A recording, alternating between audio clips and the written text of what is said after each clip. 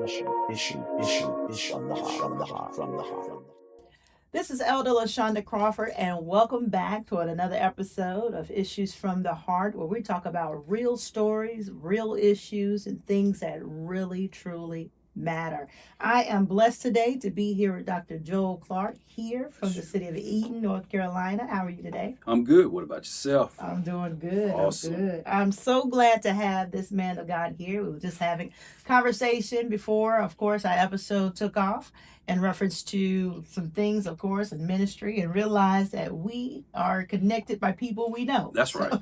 Small world, right? It is, especially in ministry. In ministry, it's Amen. small. It goes to show you that this is, we're many people, but one church. That's right. You like cousins down the street, right? That's right. Living in a different house. There you go. I believe that. That's how it operates. Amen. Well, I want to just talk about it, of course, because Dr. Clark, of course, is the pastor of the new St. Paul Baptist Church in Eden. Correct. And you just celebrated 18 years. Yeah. You know what 18 means? Your kid graduates high school, they get to vote. Yeah, they get to vote. They think they're grown, right? Exactly. So tell us about how that experience, how did it feel to celebrate 18 years? Wow. It felt surreal. And the reason why I say that, because I didn't know if I was going to be there that long. This is the first church and only church I ever pastored. And so God has brought us a mighty long way. Amen. And God showed himself strong, throughout the 18 years, and just to be able to reflect back. Yeah. I give all glory to God, because it had to be him, not me. Amen. Yeah. Amen. Nobody but God. Nobody but God. Yeah. I can imagine, raising. I got 2 kids out of the 3 that are past the age of 18. Same here. And so you can just imagine the things that you go through in 18 years of raising a child. That's right. I can only imagine the 18 years of going through a church, the phases of maturity and implementing vision. That's right. And of course, becoming the shepherd, not just the title pastor. That's right. But actually becoming the spiritual father. Yeah. And a shepherd to your people. Yeah, because, when God, when they invited me to come, right, I was just coming, to preach and everything. And then they offered a pastoralship, after about 4 or 5 months. I won't get into the other, the weeds of how I got asked and why. But I accepted, and 18 years later, but through all of that, I grew, right? Yeah. That they had to learn to trust me. Yeah. I had to learn to trust them. They had one personality, so I got several personalities that I got to learn. Yeah. And so, but I love people. Yeah. And I love people, and that's what, then number one, the call, right? The call to preach, and then God is the one that gives some apostles, prophets, evangelists, pastors, teachers, right? And so when you know what you're called to do, then it's not a job. Exactly. Right. Yeah. And then, God had prepared me before, even though I didn't know I would ever pastor, right? But so and I'm still growing.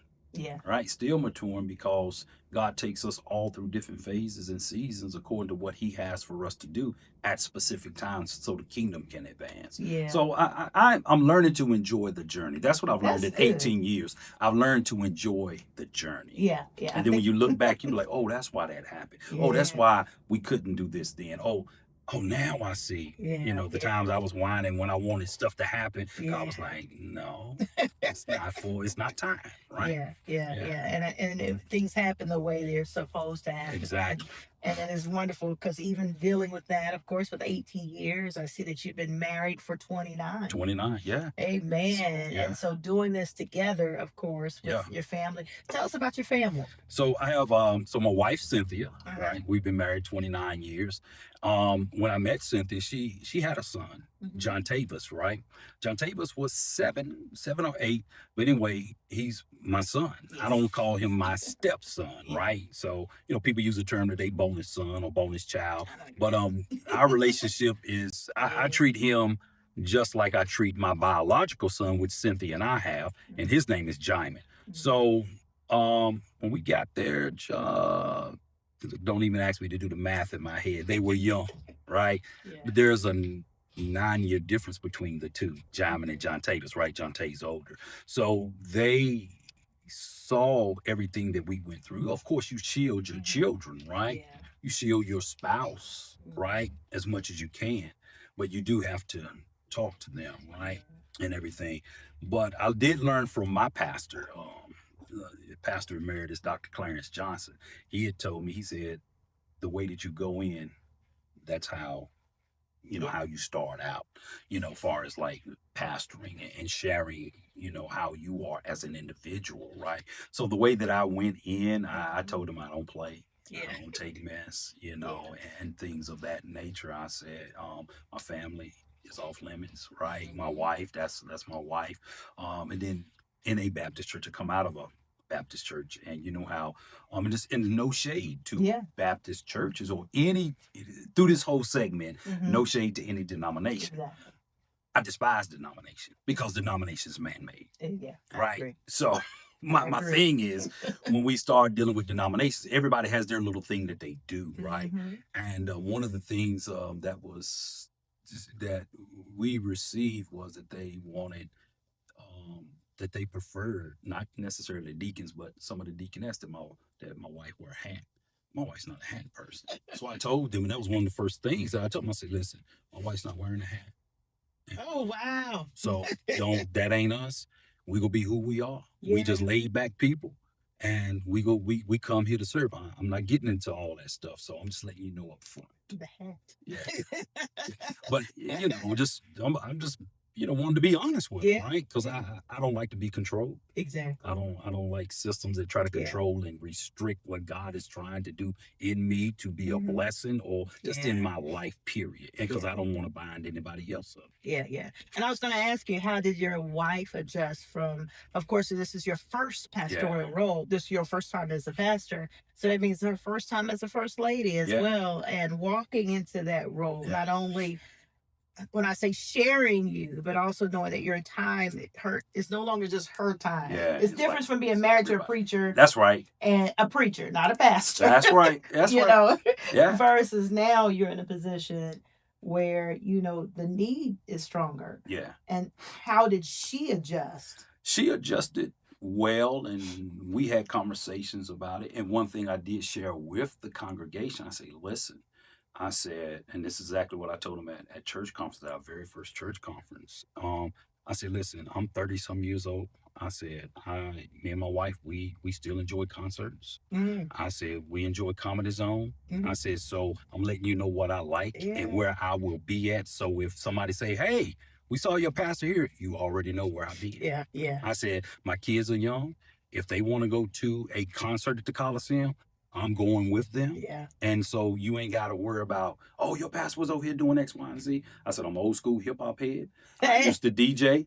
I said, listen, it's some music I still listen to. Yeah. So I wanted them to understand that. And I said, Fridays, I said, if it's not an emergency, if it's no funeral, you're not in the hospital, that's my date night. Me and my wife, that's our Friday. That's good. Right. That's so good. I think by me establishing those things up front, because one thing I learned from my pastor taught me, he said, take care of your family first. He said, that's your first ministry. Then the church. Yeah. He said, because he pastored 35 years. He's like Pastor Johnson's like in his late 70s, early 80s, I think now. So I gleaned from him, and whatnot, because I do know ministry can be tiring and taxing. I understand it, and you can get caught up and begin to shift your priorities. Yeah. And you can come and preach the walls down.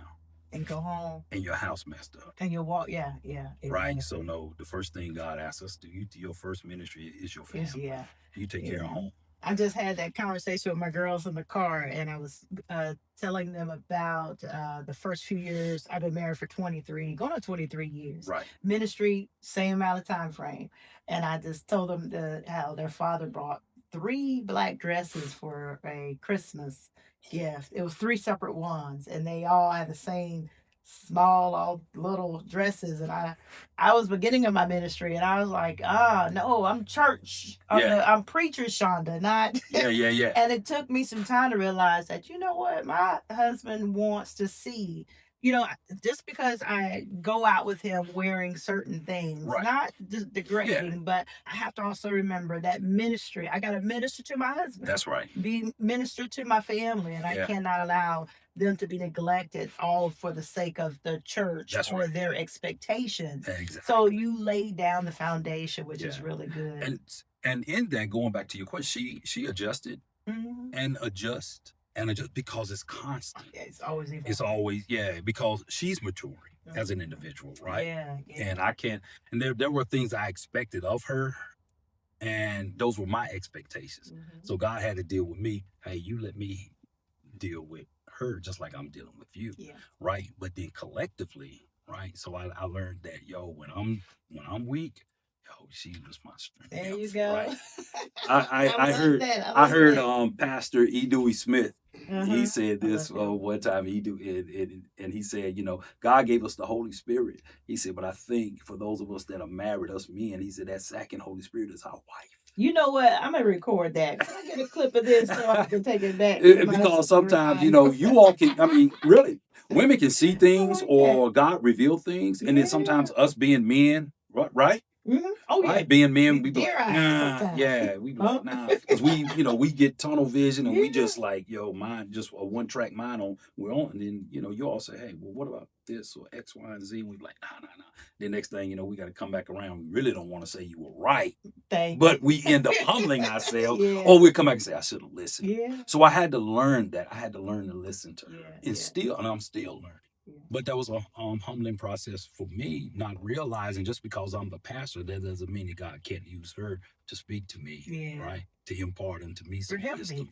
You're supposed to help me. Yeah, so that's where a part of the mind being renewed, right? And you have to we constantly have to have our minds renewed according to God's word. And like Jesus said, he that hath the ear, let him hear what the Spirit says to the church. So whoever the Spirit speaks to through to you, that's who, that's the Lord saying, hey, pay attention. Pay attention. Because you like watching her anyway. So. Yeah. Pay attention, right?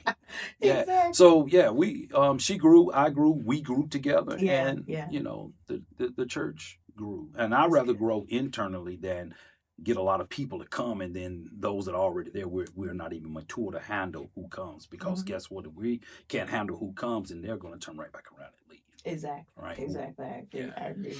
Well, just to ask a question first and foremost, having this opportunity to go back and forth about your ministry and how long you've been there and the adjustments, it had to start somewhere, right? Okay, so let's go back and let's dive in and let's talk about your early life and your faith journey. Okay. And why did you say yes? What is it? In 2002, correct? 2002. Okay. What made you say yes to the call? What made me say yes to the call? Wow.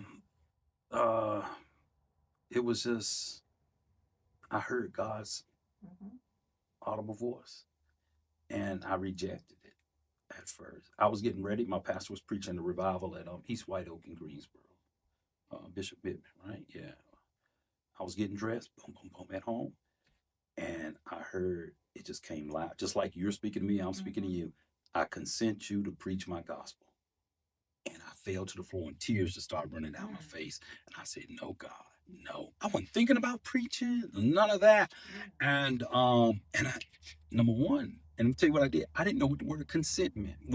I went got, back then we had dictionaries, right? Yep. So and now I answered the call in 2002. I was called in 1992.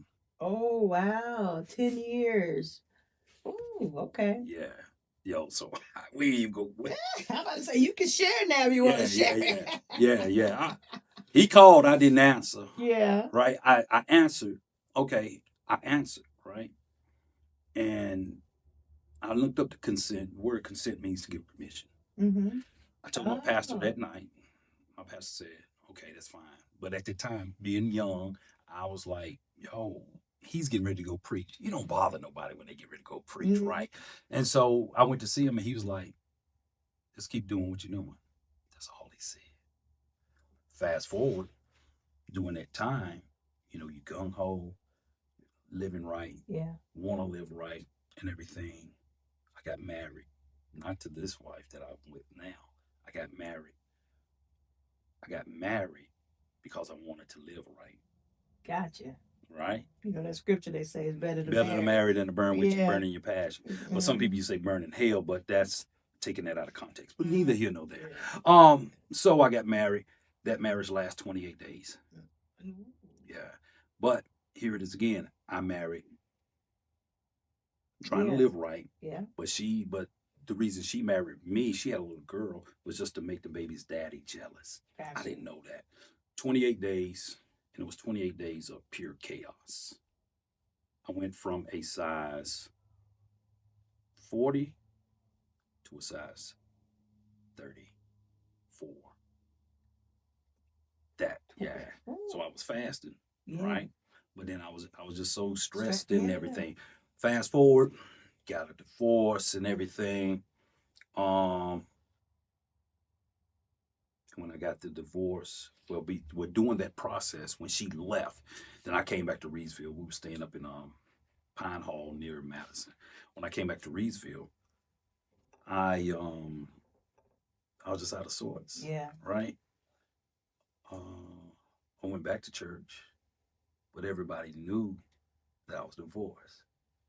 So sometimes church people treat you different. They do. So being young in the Lord and not rooted like I thought I was and not feeling accepted, I went back out. When I went back out and started doing the things that I did, the fellas that I used to hang with, they treated me better than people in church. So that was a hurt, right? So Yeah. now fast forward, God dealt with me, and had just kept dealing with me because you gotta let me back up. You gotta understand, I had experienced the gift of the spirits, being baptized with the, in the Holy Spirit and everything. I'd experienced all that before I ever got married. I got the call, so I knew all of this, right? I had experienced God in different ways, right? And I'm just like, but when that happened, I still went back, but the call was still there. Yeah. But being in a Baptist church, you don't know if you will get to because you've been married. You know how. Yeah, I get it. The So politics. so yeah. So you just don't know. So neither here nor there. When I rededicated my life back to God, and then me and Cynthia got married, and the call was still there. I went back to my pastor and told him. And he was like, "Okay." He said, "I want you to go to school." He said, because he said, my reason why I want you to go to school, he said, I want you to hear it from somebody else besides me. But also, you're going to be preaching to a educated generation. Yeah. He said, when I started, he said some people couldn't read. Yeah. Oh, yes, right. Yes. So right back way back. Mm-hmm. He said, so you're going to be preached to it. So I did. I went to Bible college. He said, now you don't have to go. He said, I want you to go for a year or two. But when I started, because I just loved the word even before that. But when I went, I found out how much I didn't know. Yeah. And then I just stayed with it, hung in there. Boom, boom, boom. Got my doctoral degree. The year I got my doctoral degree, I was already, preaching, because I did my initial sermon. Well, going back to your question, that's why I said yes. I'm sorry. Because I keep running with it. Yeah. No, that's the whole point. It's the whole point. I said, I said yes. I did my initial sermon at Elm Grove here in Reedsville. That's my home church, and the topic that I did, I'll never forget. It was called the Jesus Diet. Okay. And the way God deals with me even now is, my pastor called me a contemporary preacher, because God deals with me. I see things, just. And I'm like, and then Holy Spirit give me a thought. Yeah. And I'm like, because that was the Jesus diet. But at the time, what was happening, around the world was the Atkins diet was so big. Sure was. Yeah, I remember that. So, and then when God said the Jesus diet, he showed me where to go. And I was like, oh man, because Jesus said, if anybody eats my blood, drinks my blood and eats my flesh, and blah, blah, blah. And I was like, and so I preached good. That. Yeah, you can use it. Hey, nah. But yeah, so I never forget. I preached that. The church, I do remember the church was full. And after that, and I just always did whatever my pastor asked me to do. Yeah. Yeah.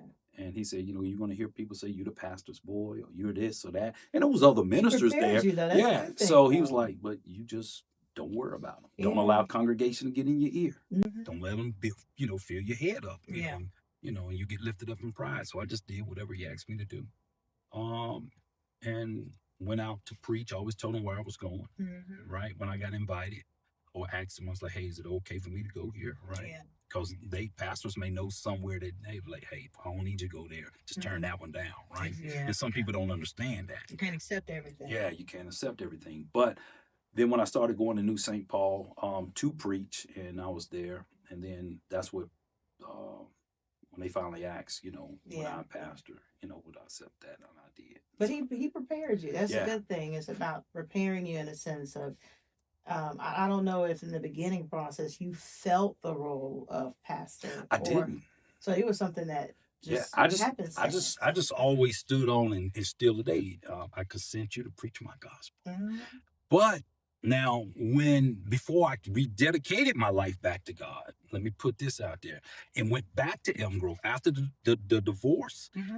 I started going to St. Peter's World Outreach Center in Winston-Salem. Oh, it's that Pastor J.C. Hash. Yes. So when I went there and I walked in that church and I was like, yo, it was white, black, you know, different races. I was like, yo, what? Yeah, I was like, yo. And then I learned about there, you know, and hear my heart. There's no shade on my home church or anything. That's when I started learning about the gifts of the Spirit. Laying on it. That's when, you know, I began to understand there is more. When I've been reading this in the Word, now it's making sense. So when I was there, and then the divorce happened, right? The divorce happened. Then I was going to go back there, and I didn't to Elm Grove, so I went back out in the world. But when God called me back, and I rededicated my life back to God in the car, and I was like, God, where you want me to go to church at? And he was like, Elm Grove. And I was like, why not St. Peter's World Outreach Center? So then when I went back there, you know, God had a purpose, and God told me, He led me. He said, I want you to usher. So you said, go ahead. I want you to usher. So I started ushering and loved ushering. Knew I was called, but that was preparation on how to treat people, right? Because you got different people, but I learned how to serve. Right? Golly, just the same. When I got in, I went on the usher board. Yeah. Bought the best usher dress. For us females, I bought the nurse hat. Oh, wow. Oh, you couldn't tell me nothing. I was like, you know, I was in the cleaners. The outfit was in the cleaners. Yeah. I took pride because it was the opportunity. Yeah. Put me where you want me to be. That's it. I just want to serve your people. And then my pastor told me one day, he said, this was before the initial sermon and all that stuff. He said, I want you to be on the door down here, which is, so this is the door, it's the pulpit. He said, so if in case I need you. So I would always, you know, usher, but I would always watch him because he did tell me this. He said, watch me and the Spirit will teach you. He said, because I can't tell you everything. So I would watch him and everything. And when I would see that maybe he needed something, or he would nod his head, I would go. Right. I took the water up there. I brought the water down. I kept the glass clean. So I learned to serve in that manner and everything. And I loved it. And I became the president of the ushers. And then I also we were in the Guilford Baptist Association. Then I became the president for the ushers part of the Guilford Baptist Association. And I loved that. But then when I got called to New St. Paul, I let that go. And they was like, no, don't let that go. I was like, I don't want to try and do too much. I need to focus on. And your seasons was changing. Not knowing which direction. I think one thing, of course, with ministry, you know, we start off loving one thing, and I think there are signs that God gives us that, hey, just because you feel like this is your purpose today, don't try to hold it in a chokehold when you've asked me for more, or, you know, I'm trying to show you more. But you got to know when the season. And I shared that with my congregation not too long ago. I said, sometimes our problem is we overstay an assignment. You can still operate in it, but it's God is like, listen, leave that alone. I need you here. Yeah. And then when we stay there, we stunt our growth, or we hinder the next person that God's trying to move in there. And if that person comes, then we're going to bump heads. Yeah. And then we're in His permissive will and not His perfect will. I like that too. Make sure I get that quote and get it ready. You're good. Anything. Hey, I'm like this. I always tell people, if you say something that quickens my spirit, I'm going to use it. And my wife be telling me all the time. She be like, somebody was preaching this Sunday and they said something. I say, listen, that was my disclaimer. We're in the house talking and we riding. You say something quick in my spirit. I'm going to use it. I'm going to use it. It's like the young people said one time in church recently. They said, okay, they dropping bars. I said, okay, we dropping bars in church. There you go. Exactly. Yeah. Yeah, but you got to say, you have to be on it. You have to be on it. But one thing that I want to see, even in your ministry, before you became a pastor, even serving in the role of a preacher and minister with fellow clergy, of course, in that ministry. Yes. How was the relationship among the rest? At our home church, it was good. Yeah. Right? Because at the time, so it was 4 of us that were under the tutelage. We was 4 of us that hadn't did our initial sermons, but we all, when pastor was like, okay, y'all can pick your date. And it was like a year later, or 2002, 2004, I did my initial sermon. And so, so we all did our initial sermon. The relationship was good. We respected each other. And it was good. Good. That's the one thing I know in ministry, teaching or other ministries, the importance of serving where you are. And I think I even wrote a book called Preaching Where You're Planted, because when given the assignment of raising up or training, and you're looking for information, give me some information, books on what can I share, things like In Search of Timothy and different books. I was like, man, it's not enough out there to kind of groom. It's something out there grooming pastors, grooming other individuals, but grooming ministers and preachers that are in the congregation. And I was able just to compile teachings and information and experience too that you can kind of share, because sometimes when you're trying to chase after your purpose or trying to find where you're supposed to be, and then this person's trying to find where they're supposed to be, and then with you stepping into the role of a pastor, it's good to still know that you got those relationships with the previous ones, Right. Yeah. So and that helps a lot. And then when God connects you, and I will say this, because we're talking, then you got to be careful who you connect with once you get in ministry. Yeah. Because everybody's not for you. And that part. Yeah. And I share with people, and a lot of people that know me know that this is one of my sayings. I know that I'm a pastor. I don't have a problem with pastors, but I don't like to hang around preachers. Yeah.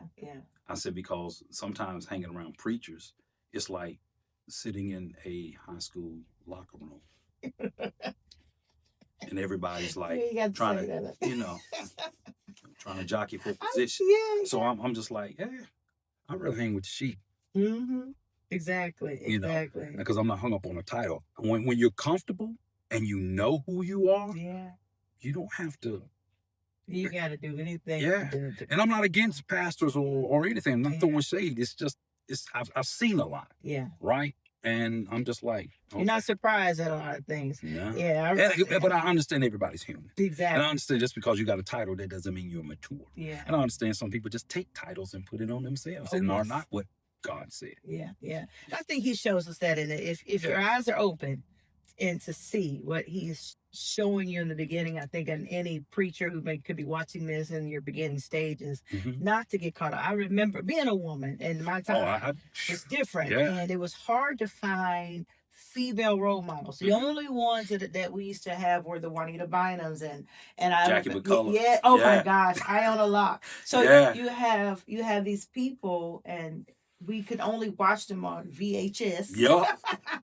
If you happen to have a tape. Yeah, that's right. And it was just to be able to say, now, how do I mimic or walk or, conduct myself as a female preacher, so that, because men, men can sit there and take their ties off, jacket in the midst of they preaching, Right. Yeah, y'all. be sweating like a Yeah. slave. Yeah. And it's and people getting excited. Women, we had to watch how we do it. And I never forget that it was a woman I used to not idolize in the sense Right. of putting them up, but I loved how she preached. Yeah. And I said, God, I just want to be just like her. Because, you know, and I remember he put me in a position to connect with other with bishops and those old high titles, and I Yeah. was always in their meetings doing things with them, and I saw them behind the scenes, and Mhm. I saw these folks behind the scenes, and they were not the people, Right. not all of them, but Right. Oh, I they get were it. Yeah. not who I thought they were. Right. He allowed me to see their humanity, and he says, "Look, I need you to see so that you can understand. Don't mimic or desire to be like this, Yeah. or this can come with what you're asking me for." Yeah. Yeah. Yeah. Yeah. And I totally agree with you by God allowing you to see that, which He allowed me to see it. Mm-hmm. And that's not why I want to be around Yeah. pastors, because I understand me. Yeah. Because I'm like Paul, within me, in my flesh dwells no good thing. I understand me. But that competition thing is Yeah. what drives me bananas. Yeah. You know, but you go ahead. That's okay. That's okay. Yeah. So how did is this you're showing even who you are today in Mhm. 2025 as we're about to go into 2026, and where you have started over the last 18 years? How did it help shape you? How did the early ministries, Oh, some of the yeah. things that you may have faced, that as you were sharing earlier about the in-house, Mhm. that's you as a pastor with the people. How did those early years of ministry affect, or you look back and now and say, okay, I can see why I went through that. Now I see why I went through this, of who it has made me today as a man of God, not the pastor, but even if it comes down to you as a husband, Mhm. as a father, can you reflect on those earlier years? Yeah. One thing, I'm a merciful person Mm-hmm. because I know what I've been through before I got saved. Yeah. I know. So now, even when I started pastoring, I'm just like very merciful with people. Yeah. Didn't have a problem with that. One thing I had a problem with, because I know me, I don't play and I got a quick temper, Mm-hmm. right? So, and when I say something, I have to watch what I say, because they say it's not what you say, but how. Yeah. But I'm the type of person, I don't start. You know how some people, when they get upset or something happens, it takes a while for them to get there. Mm-hmm. I go from here to here immediately. Mm-hmm. It's no. No in between. So I had to let God work, and yield to Him to work on me and develop temperance, self-control. Not that I was throwing tables Yeah. and things of that nature, but I had to learn to just, self-control, Yeah. as far as, because if I say something, I go straight for the jugular. Yeah. I'm like a pit bull, right? So a lot of times I won't say anything, or I won't be around certain situations if I know stuff, and I know that keeps me safe, but it also keeps the other person Yeah. safe. Yeah. And I ain't talking about physically, I just know what you mean. Yeah. just with my words, right? But what has shaped me is, also is the hurt, the rejection, Yeah. um, being used. People will use you for your gifts, Yeah. right? Um, Learning to say no, Mm. even when it deals with, not doing something wrong, but just overextending Yeah. yourself, Yeah. because people will use you, Yeah. Yeah. in ministry. So you gotta, and that's trial and error. You gotta learn, because because everybody's growing, everybody's maturing. But then when you start seeing stuff, or you start recognizing a pattern, you just be like, oh, I don't want to do that. Yeah. Even Yeah. though I'm still merciful Mm-hmm. with people and love people. Um, yeah. So, what also has shaped me, and I'll even take it back to, um, BC, before Christ. I think the things that I went through when I wasn't saved, God still used that to mold and shape me into who I am today. On how when people come into the church, or when I see somebody out there, I don't judge the people that are out there because I know how I was and where I was. Right. I don't think that I'm here just because I'm a pastor, or I'm a doc. I have 2 doctorate degrees. I don't care about that stuff, right? It doesn't help me preach better. Does it help me study? Yeah, it's a systematic way of studying. Yes, it has opened me up to understand and break down the scriptures, but I want to be able to live what I teach. But then when I see people, I can meet people. I want to meet people like Jesus did where they was, right? And so, yeah, yeah, that's. I think a lot of stuff molded me and shaped me. God used it, right, to mold me and shape me to just learn to. It's just so much to unpack. Yeah. You just learn. You learn through different seasons, through different stages of your growth as an individual. That affects every area of your life, whether you're married, single, or whatever. But it just makes you better. God is conforming us to the image of Christ, and He'll use anything, and He'll use anybody, He really to can. mold you. And sometimes God got to break you in order for Him to fix you back up like He wants you. Yeah.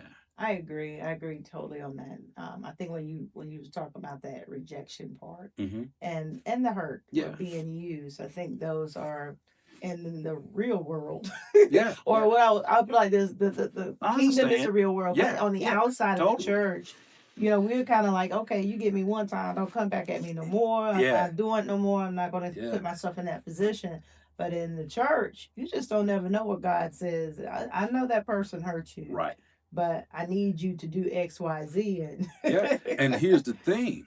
He teaches us how to forgive. How? Oh my God. That forgiveness is a big thing. And people say, let it roll off your back, Pastor. I used to hear that all the time. Be like a duck, let it roll off your back. I said, you let it roll off your back. I said, it didn't happen to you. They didn't say that. They didn't do that. And I was just like, so God had to teach me how to forgive, because here's the thing. And I told, when I was teaching at a Bible college, and it's the truth. And I never had a problem forgiving people until I got saved. Oh, yes.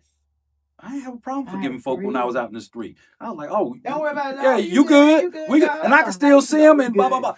But after, I was just like, something, Well, I know it's the flesh that don't want to let it go. But then now I got to deal with, okay, God, you said if I want to be forgiven, I gotta forgive. I got to.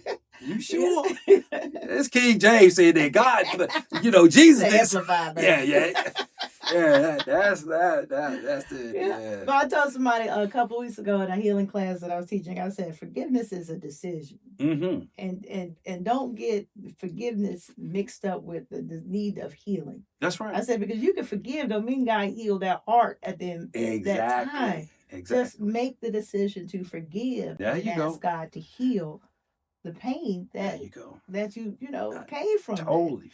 And in that, just healing is a process. I mean, forgiveness is a process. It is too, right? So I have a lady at my church, and her son was murdered. Yeah. And she said, Pastor, I'll never forgive that man. And I wasn't going to tell her, no, the Bible said, no, that's not the time to say that. Because guess what? It didn't happen to me. Yeah. Right? So, but and this is what I share with people. Everybody's different, built different. And it depends on the depth of the hurt. Yeah. The process of your forgiveness. Exactly. You got to let God, like you said, you got to let God heal. You got to let God. And healing takes time. Just like when somebody passes away, a loved one, grieving, that's a process. Yeah. Yes, weeping endure for a night, joy come in the morning. No, it don't. Some don't weep in the morning. That's right. We preachers are bad for using those things and saying things. I think in ministry, and we have to expound. We got to talk about it. You cannot. We have to stop doing that. Okay, you healed, you forgive, and to walk away. You deliver. God said, it's done. Don't bring it back no more. Right. But we have to be honest and be real that it's a process for some of these people, and it's different. We recover differently. That's right. We respond differently. That's right. And we our way of, okay, you may not think I have forgiven by my actions, but maybe this is my response to how I forgive. That's If you right. know what I mean. That's right. Just because I won't conversate or laugh with you does not mean I haven't. Some people think you're supposed to respond a certain way, Yeah. and we I got can to forgive teach. you and still not give you access to It's me. Them exactly two totally different things, right? exactly. Yeah. Yeah. People think you still holding a grudge. No, I'm not you holding a know? grudge. I just choose not to deal with you. Yeah. I think one time someone, I lost my son by the hands of someone, and I was preaching about the story, and a woman came to me after the service and says, God, the Lord wants to, he needs you to forgive. And I said to myself, the world, I forgave. What else do you want? Yeah, That but people will go ahead. yeah. I was just saying, like you were saying, like judging my forgiveness when you don't know what my forgiveness is. That's right. I released it over to God, but don't mean I can't shed a tear with the loss of a That child. part. Yeah. And so being judged like that, or people assuming that it's supposed to look a certain way, it's frustrating. It's Yeah. frustrating, and it's discouraging. Exactly. To those who may have a need, especially people who suffer church hurt. Yeah. And people who may have walked away from the church Mm-hmm. because of things that have happened within that building. Right. We can't expect for them to get over it That's right. and just come back and give God praise. That's right. Yeah. We have to find a way to say, hey, look, let me talk to you about how everybody in this building probably has suffered some type of church hurt. Exactly. But it shouldn't stop you, for giving God what's due to him. Exactly. Yeah. Totally. But okay, so since celebrating 29 years, we're going to shift over a little bit from the beginning part of your ministry. We're going to go into your family, your faith, as well as the foundation, and celebrating 29 years of marriage to your beautiful First Lady, Cynthia. Yes. And the two sons. We're going to talk about balance, of course. I know you shared a little bit about the date night, but we want to talk about balancing the role of a pastor as well as with your family life, of how you do that besides your date night. What are some other ways that you find balance? Whatever you like, the kids, all family time, what they wanted to what they wanted to do, having to take them somewhere, Or how old are the sons now? Now Jonte is 38.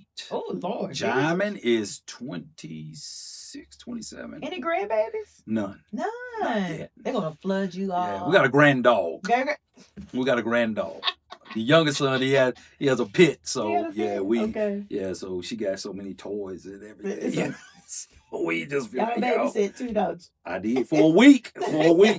He bought up here from Charlotte, kept for a week, and spoiled. So they're there. They're not here and eating. Jonte is in Greensboro. Jamin is in Charlotte. In Charlotte. Yeah. Okay. So it's a son that's here in Greensboro. You said does he make it to church with you? Oh yeah, he's a sound tech. Oh good. Yeah. Good. He's a sound tech. Now his girlfriend, she goes to Impact, Pastor Jason Davis Church in Greensboro. So he so he wasn't there Sunday. So I was a sound tech. Oh wow. I did the sound tech before I preached and everything. Okay, good is having. How does it feel to see your son in ministry with you? It's good. It's good. But I did tell him, and I said, hey, if anything ever becomes of you, and and the girl, hey, listen, you ain't got to stay here. Go to Impact, because I've already told Pastor Jason Davis. I said, listen, the fourth Sunday, so 18 years preaching. This year was the first time I didn't preach at all in October. That's my anniversary. I didn't even come to church at all. Wow, that's a good break. Yeah, so I never been to. Now I've had Pastor Jason to at my revivals. He's did my anniversary before, but I never got to go to him. So me and my wife, we actually went one Sunday to him, and I told him after service, when I went in, the way that the church set up, they're not in the pulpit and everything, and I don't even sit in the pulpit. Yeah. I just sit on the front row because I want to be a part of the service. Yeah, you right. receive. But I told him after service, I said, "Hey, Pastor," I was like, "Listen, I've told you this before. Whenever I retire or the Lord release me, I'm joining your church." And he said, "I'm going to step down." I said, "No, you're not. I'm coming to sit in a pew.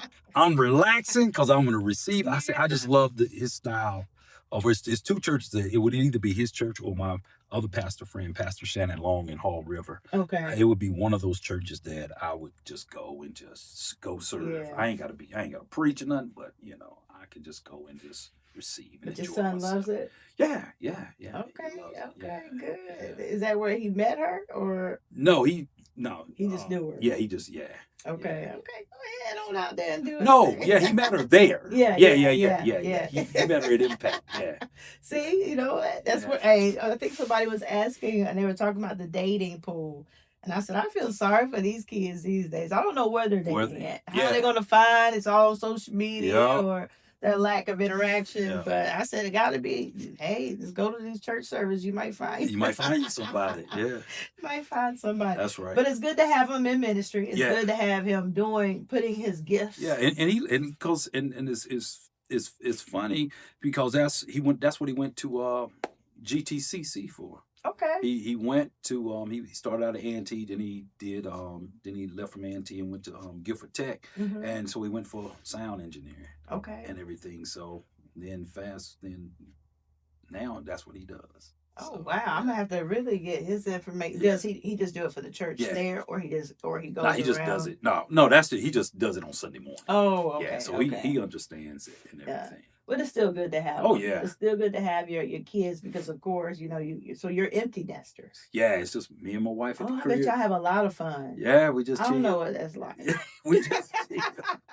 And she gets on because she says you do too much. Because it's a lot of things that I do. Yeah. And she's like, yo, you just trying to find. Yeah, she got on me today because I had to come here and I forgot.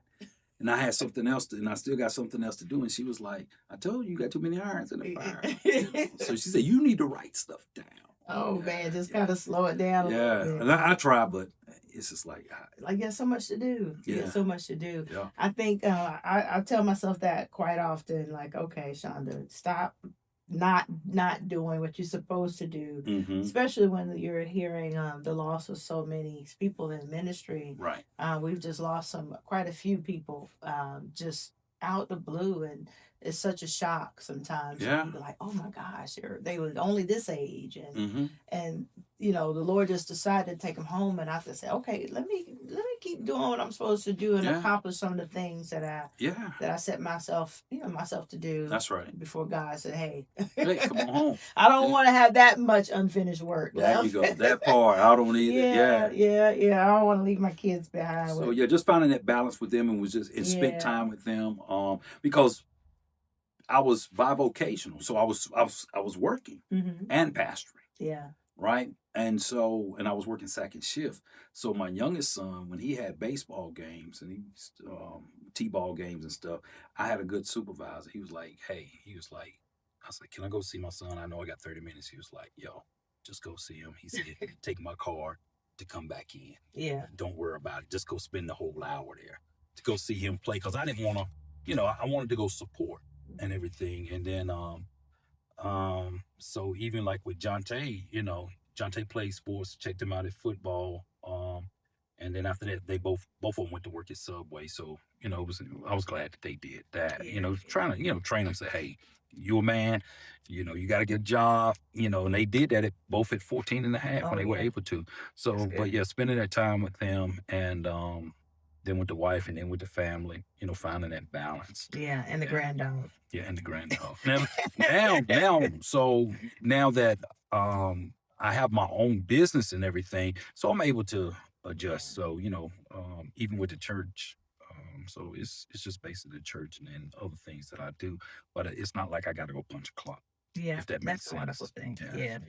And I think after 18 years of with ministry pastoring so far and really gaining the trust of your congregation, implementing vision, it's like you don't have to be on them about particular things, that they have learned to respond to the vision. That's an important part. It's very important, and I have a great board of directors, great team. Not serve, great people and everything. So, yeah, I'm excited. I never thought that it would look like this when I first started, and then over the years. Yeah.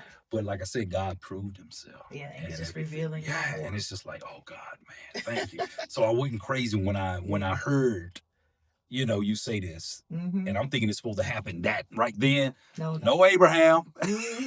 You're gonna have a son or X, Y, and Z. Yo, Yeah. 75 years later, right? 25 years Yeah. later, right? Yo, it's gonna happen if Yeah. God says it. So Yeah. you just gotta, as the Gotta old hold on cliche, trust the process. to You know, hold gotta, on to the faith. yeah, that's it. And trying to see what His word looks like. Ooh, ooh, yeah, it's kind of hard sometimes when you're yeah, still trying to walk by faith and not by sight. yeah. That's the truth. Yeah, not that physical sight. There you So go. I told the congregation 2 Sundays ago, 2 Sundays. Yeah.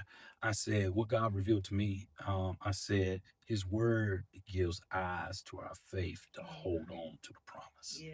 I said, that's what His word do. I said, not just His written word. I said, whatever He speaks to you. Yeah. You know? Yeah. Because God is still speaking. Yeah. He hasn't stopped He talking. hasn't stopped. Yeah. That's so, a wonderful thing. That's right. I'm telling you, Whew. I don't hear him anymore. That's right. I gotta ask myself, am I in your will? Yeah, right. Yeah, exactly. But at the same time, He Yes. could be speaking to us, and we're just not slowing down to hear Him. That part. And I know today's time we're so surrounded by so much out there in the world, media, and we're occupying, I think, ourselves with so much entertainment That's right. that we're not listening, taking the time to spend that time with God. So many voices. It's so many voices, and Everybody, and so I mean, this competing for our attention. yeah. And then not just ours, but people's attention span isn't long anymore. Yeah. Oh, it's not. You It's scroll not. 30-second clips. And it's proven fact when you it's look it proven up. fact, yeah. And we're producing. So we're trying to find even on your preaching segments and different things on social media. We're looking for that powerful 30-second That's right. word just so I can grab that person, And it's sad. It's- I mean, yeah. they want things faster. That's and right. I was thinking back when we was coming up, we had the Britannica, the encyclopedias. Yeah. We took our time to search for knowledge and to really.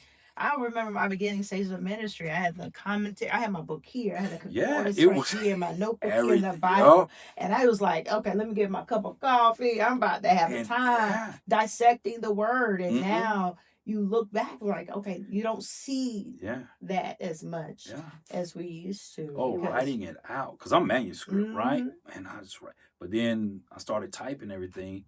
I still type, but now I just, after I type it, I download it, put it in iBooks. And you just, Yeah, but still, can't depend on them things. Mine locked up on me one Sunday. You be like, okay. It locked up, but see, here's the thing. I knew it. Yeah, that's what I'm talking about. There you go. I knew it. Word. And the only person that knew that it locked up was my musician, because he could see the life of the. Yeah, he was like, how is he? He said, I asked, how did you do? I said, man, it had to be God. It had to be. It had to be God. See, that's that studying. Yeah, there you go, that part. Yeah. And I think, I don't want to run too fast because I don't know, but what I was going to say, when you're talking about ministers, what I'm seeing today, just my perspective, everybody wants the mic. Everybody. But you don't know what it takes. It's more to it than getting up there hooping or trying to get folk to shout. Listen, you got to give folks some substance. I'm telling you. You got to be able to rightly divide the word of truth, not just what you have been taught growing up. You gotta know. You gotta dissect that word. You do, and I'm gonna tell you this: if they learn to sit down and literally learn it, it's exciting. It is. It is exciting to and understand. You learn something new every time. You like, I didn't know Paul wrote it because of what? Breaking it down. My middle daughter is 21, and she's starting. We raise children in the church, as you know. If they come because you come, they come because you made them come in the beginning stages, and then but to start to see them. My oldest daughter's 32, and I never forget what she said.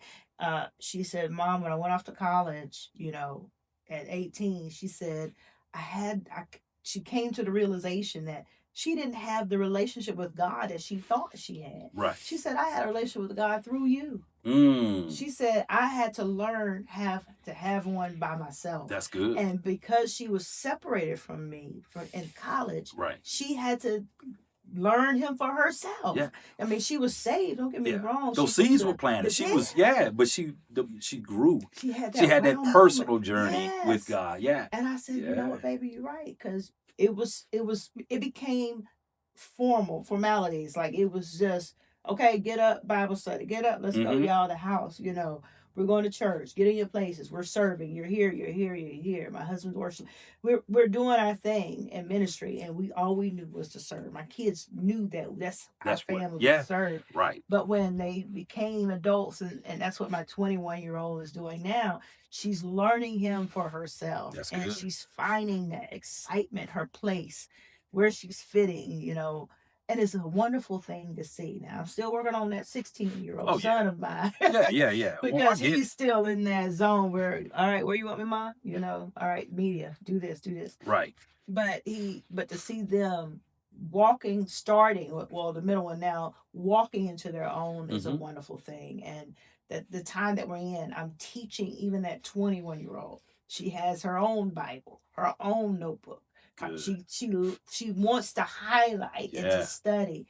That's what I want. I don't want you to get caught up on looking or chat GBT in it or that's right. That's trying to find the answer. That's right. I want you, because I think the time that we're in is going to interfere with them hearing God's voice. God. Yeah. Because it comes from studying His word. That's right. It's like I know my husband's sound. If he sit here and say, babe, out loud, even out of all the husbands who's sitting here, I know my husband's sound because of the Come on now. You know? Yeah. And so it's I want her to have that relationship. So when God speaks, it ain't mama. That's right. Telling her. It ain't her daddy.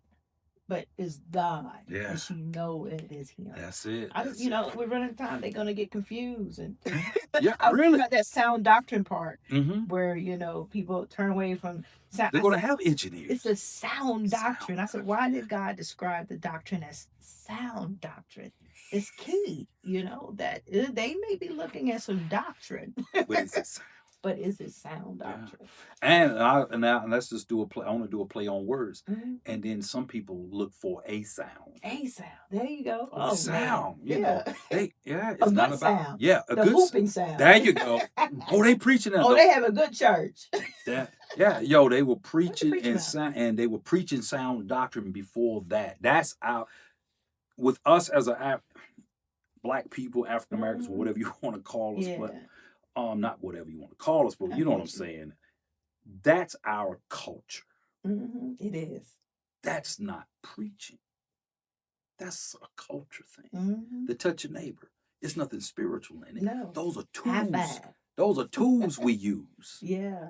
That's all that is. Turn around 3 times. I don't even tell nobody turn around 3 times. But yet and still, those are just tools. That's just things that it's nothing spiritual about that. Yeah. Right? But it's nothing wrong with it. Yeah. Right? Yeah. Unless you just tell them too much. Yeah. You gotta say something. It's like an audience check. Yeah, there you go. Yeah. Wake up. High five. Yeah, high five. Wake up. Make them do something. Exactly. Yeah. Interact. Yeah. So we are evolving and we are changing, and I think it is a good thing. Even as you stated prior, 18 years, this pastoring and learning, you gotta how would I put this? Stay with the time. There you go. You have to compromise God's word. There you go. How are you handling that? Part?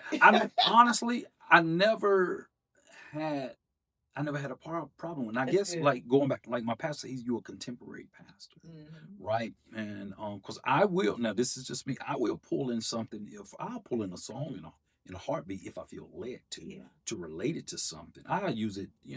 I did a sermon. Just for instance, I preached a sermon on I'm different.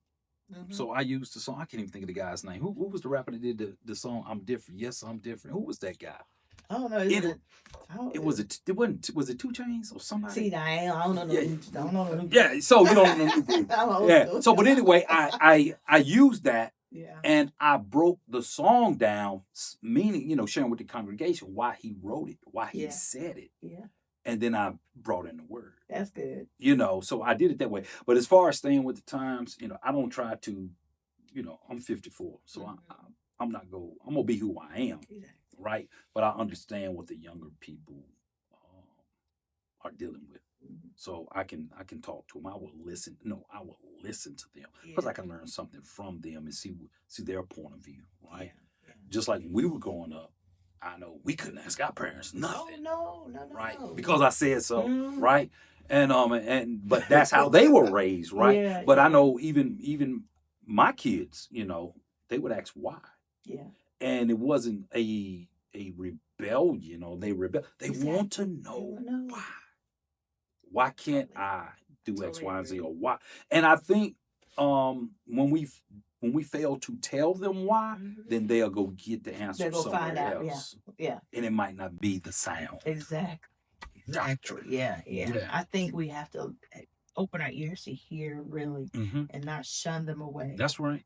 You got to be able to be the source that they come get their information from. Exactly. The first responder. I want to be my kid's first responder. That's good. I like whatever that. it is. Because why? TikToks and everything else are responding to 24 hours a day. All the time. I tell you, the way technology is, you can speak a word and all of a sudden your timeline is flooded. It's flooded. Yeah. With that. Yeah. And so you got to be the one to flood. And it takes me back, and I know it's not on this question, but I wanted to ask, what is your feel, even with the youth, with the young man that died over a vape?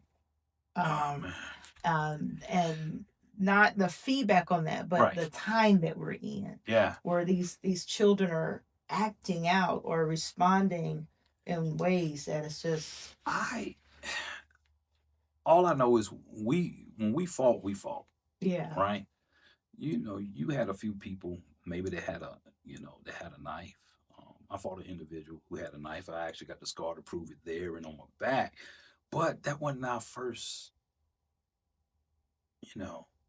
resort. I don't, and people say, well, it started home. Yeah, but you don't know what home they're in. And I'm not saying anything about I know what you mean. either of the young men, because we could train our children. My parents, I'll be transparent. My parents, I was raised in church, right?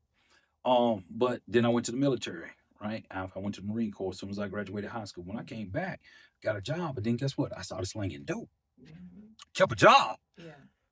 I went to church every Sunday. Yeah. Most Sundays that I could get up, right? It wasn't the way that my mom raised me and my dad. I come from a 2-parent home. Yeah. Right? Raised in a middle-class neighborhood. I didn't need to sell drugs. I chose it. Yeah. Right? And I did it. And I didn't like it. I learned to like it, because when I first got the money, I was like, dang, the money don't feel. I knew it was dirty. Yeah. But then guess what? I got addicted to the money. That's what you get addicted to, right? And then all the other things I did all the drugs except like the pills and stuff like that, crack, cocaine, weed, I've done it, literally, right? Sold it.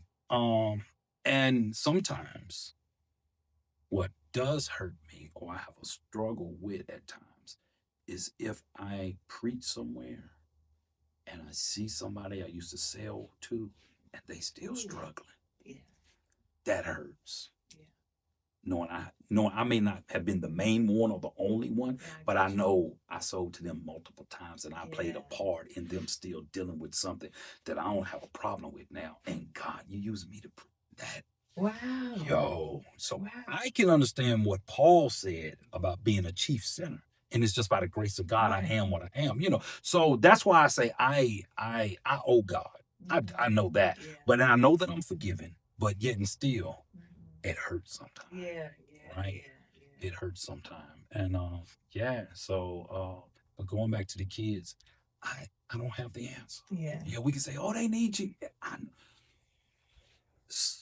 And I don't know. Yeah, I mean, I know it's a lot of people out there doing some great things for youth. Yeah. But I don't know. It's a different generation. It's a different generation from, man, if we fought over somebody, it was over a girl, or you said something about my mom. Oh, that's it.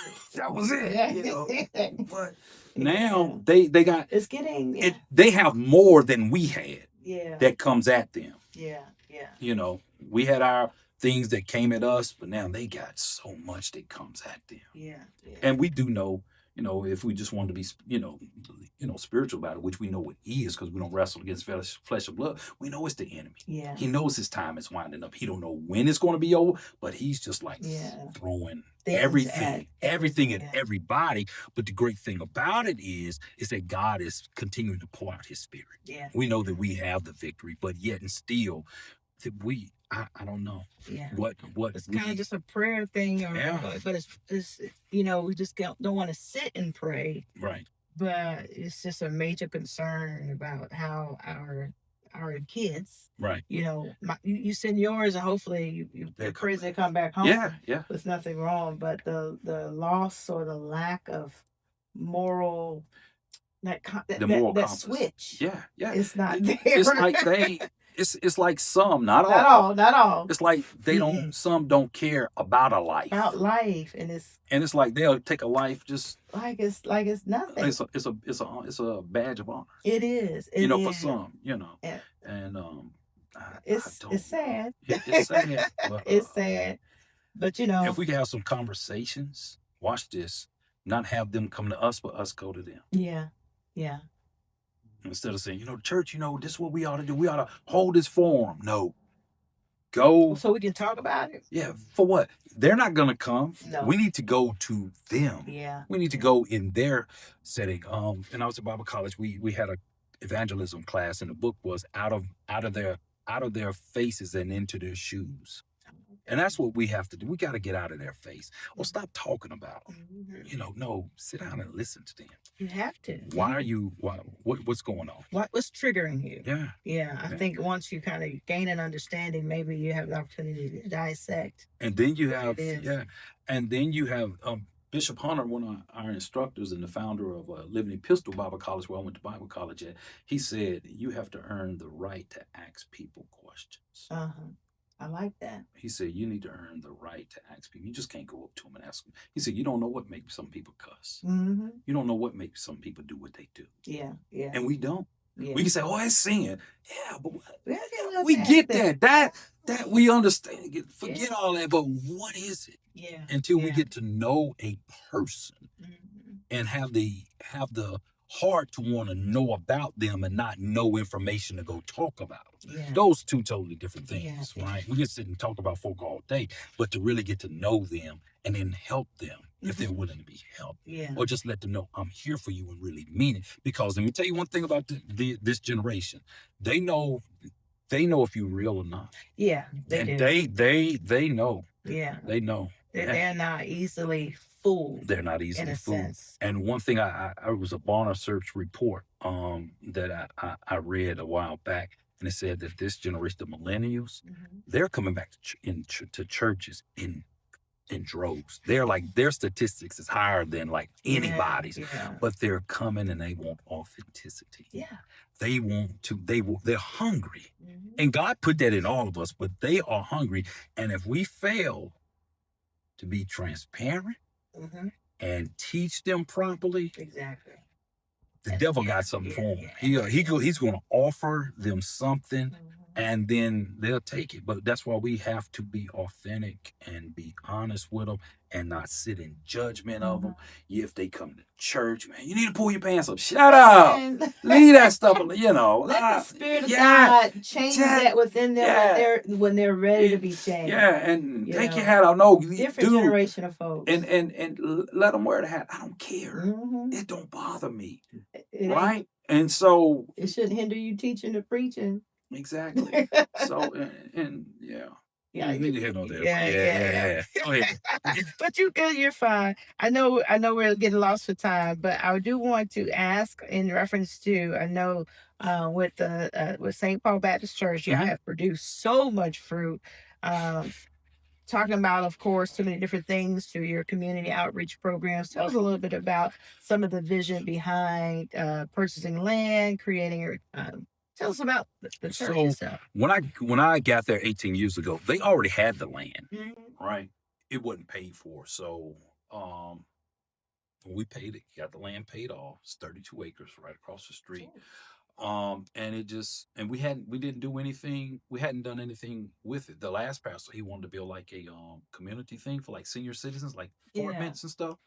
Um, but so we never did anything with it. One of our deacons found a gentleman that has cattle, so Okay. it's growing up, and everything. So you need to keep it cut, right? Yeah. So the deal was, hey, if you keep it cut, you can have the hay, or whatever, And so the guy always kept it up. And so we had companies for years that would come and say, hey, we'll buy the wood, the trees off your land. I was like, yo, let's sell it. And so back then, um, the deacons were like, I'm 30 some years old. These guys 60, 70. Oh, I'm yes. the we ain't selling it. So I had to go through Well, all it that. I was like, oh changes. God. So we'll give you 6,000. We'll give you 8,000. And I was like, yo, nobody, no, we ain't gonna do that. No, no, we don't want to do that. So I was like, okay. So it was beating a dead horse with that. Hindsight, right? It wasn't the right time. See, that's a whole freak. That freak. So just this year, a couple of months ago, Really? I talked to. So we wasn't incorporated then. Uh-huh. We just incorporated the church. I tried to for years, fought tooth and nail on it. I was leave that alone. So what I did do, I started my own nonprofit 2 years ago. I was like, you know what? The church is great and everything. I said, but I want to do my own nonprofit. That way I can have something when I stop pastoring. Yeah. Right. And if I want to do something, I ain't got to come here and go through. Yeah. Right. I can just do it on my own. Use the church as a hub, like we've been doing for the community, but it'll be through my nonprofit. So when I finally talked to the deacons and stuff, time passed, people move off the scene and everything, Exactly. right? No, and not saying anything against. I miss Oh, I understand. those that going on, but one of them said, Pastor, you've been trying for years. Let's do it. I was like, for real? I'm like a kid in a candy store, right? So I was like, we gotta have a board of directors and everything. So the young lady out of Charlotte that did my nonprofit for me, right? I called her. Well, I talked to the trustees. I said, hey, is it feasible for us to do X, Y, and Z? And they was like, yeah, well, how much it's gonna cost? So I made the phone call. The young lady said, well, since I know you, I won't charge y'all, blah, blah, blah. This is what I charge. I was like, for real? So she came to Charlotte, did our paperwork, sent it all. Now, New St. Paul is New St. Paul Baptist Church, Inc. So we're incorporated, right? So, and the whole purpose is, so guess what? We can apply for grants, right? Some faith-based grants and da da da. So that was the reason behind that. So we did that, and so we got to have a board of directors. So I did the bylaws and everything, and presented it to them. They was like, yeah, these look good, and da da da. So I said, hey, let's revisit this land across the street. So I told one of my associate ministers, he works at Wentworth. He does the perking of the land for Rockingham County. He was like, okay, Pastor. So fast forward, he talked to some people he knew and God just started connecting the dots. Within a week, here's the crazy thing. We had a logging company. Guess where the logging company was from? Where? Here's our church. This is East Stadium Drive. Our church sits right here.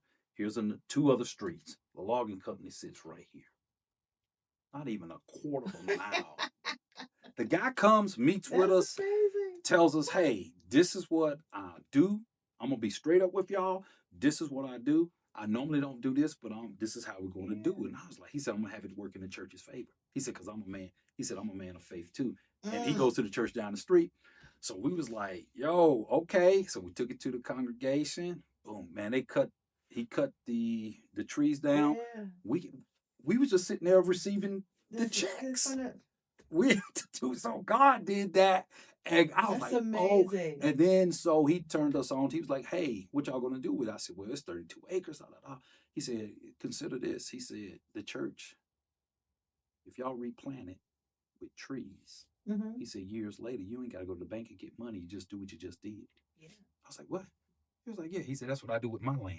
He said, now I turn you all on to who plants my trees for me. They come out of Maine. They'll come down and plant your trees for X, Y, and Z. We was like, for that much? He was like, I said, for real? He was like, yeah. So that's what we in the process of, we get ready to do that. Yeah. And then the other half, my vision for that is I want to do a community garden.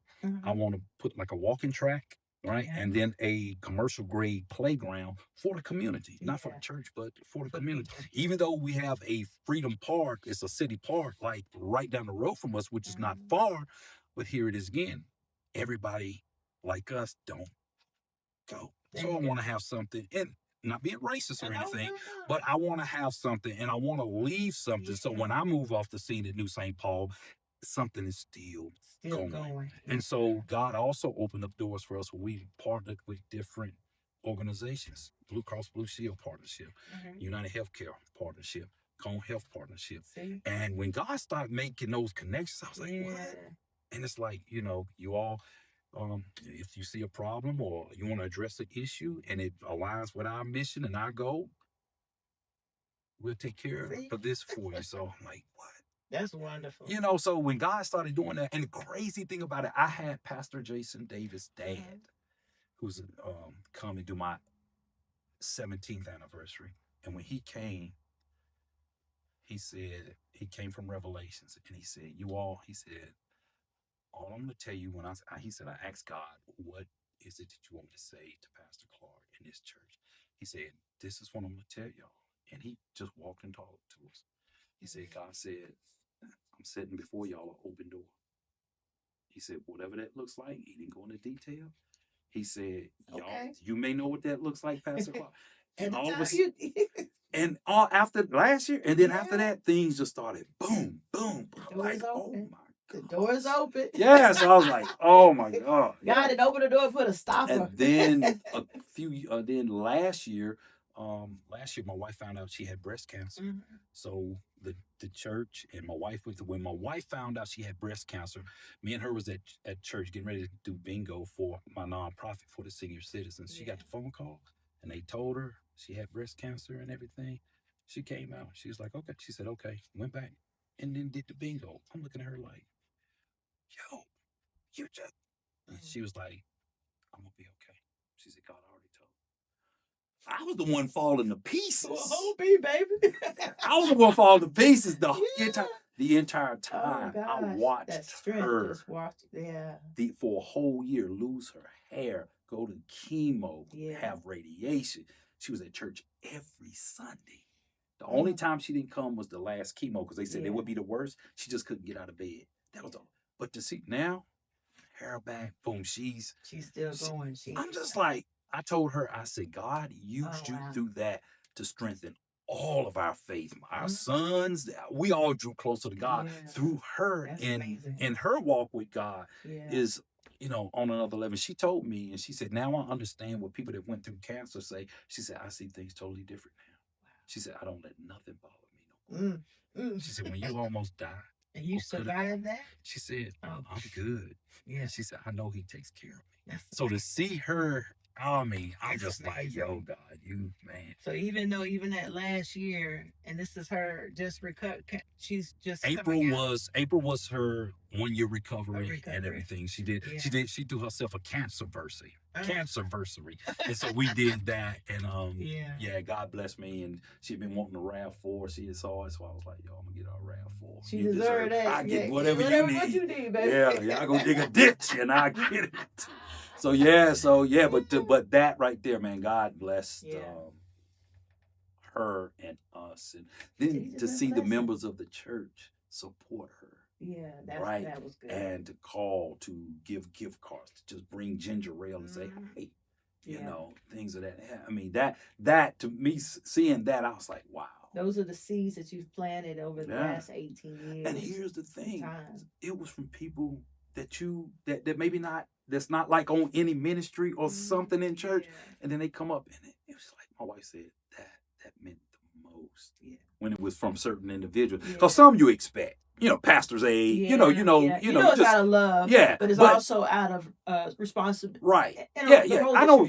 But then when you be like, man, oh wow.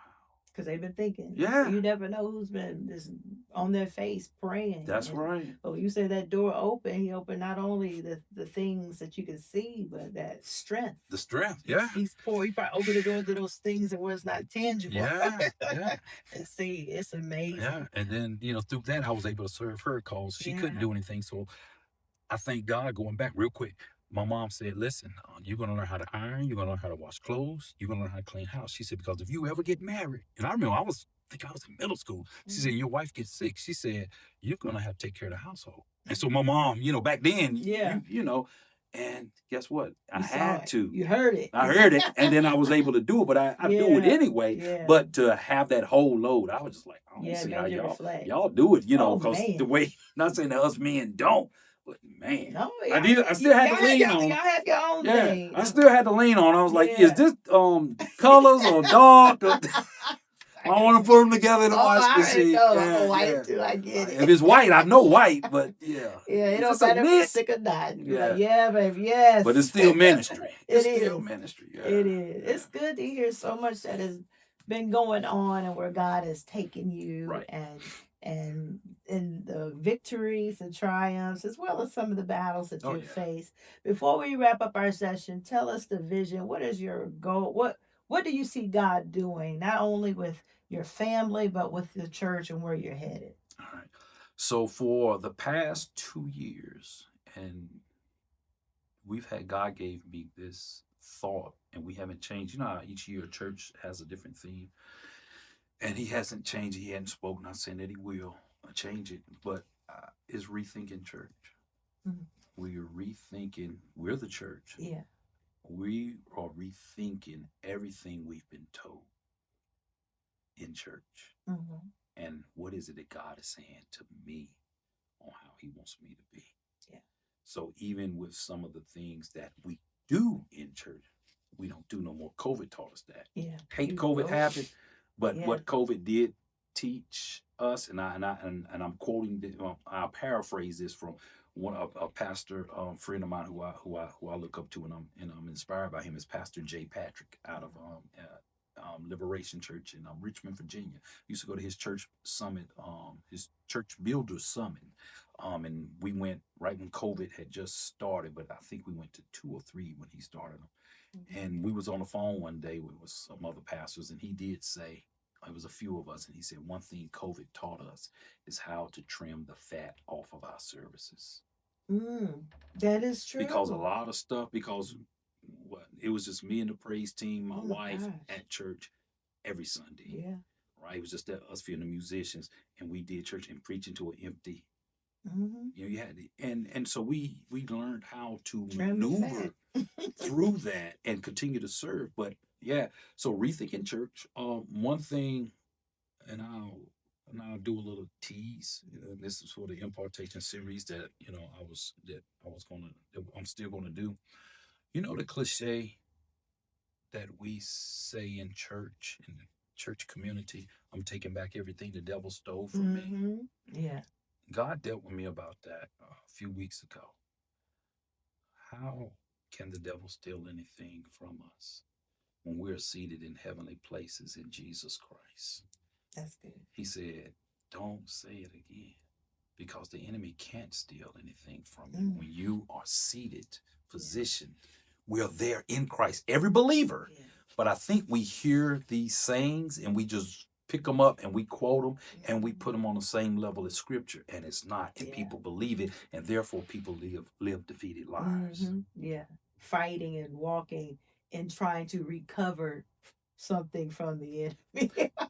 Jesus spending too much time. Jesus said the thief comes to steal, kill, and destroy. He didn't say he could do it. He could do it. He just letting you know his mission. That's what he said. But then he said, "But I've come." That's that but part.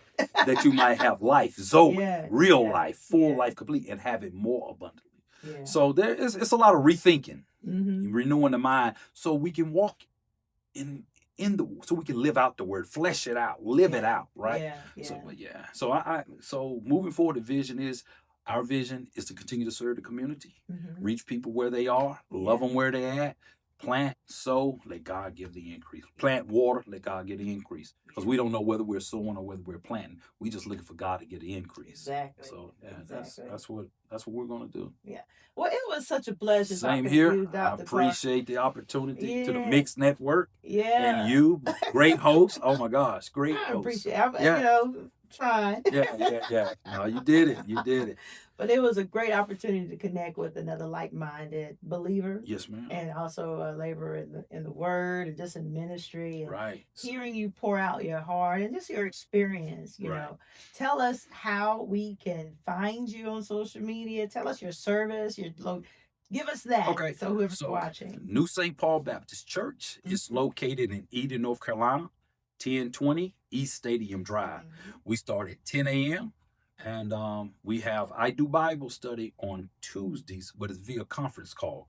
We've been doing it like that probably for about the last 12 years. Oh wow. I don't go to the church and do Bible study. I have more people call in than I do that would show up. So you got to do what works for your congregation, right? Yeah. And so, yeah, you can find us on Facebook at the New St. Paul Baptist Church. We go live every Sunday. And so you can find us there. We're on Instagram at TNSPBC. And our church also has an app, and people can download our app. Once you go to our website is tnsp.org.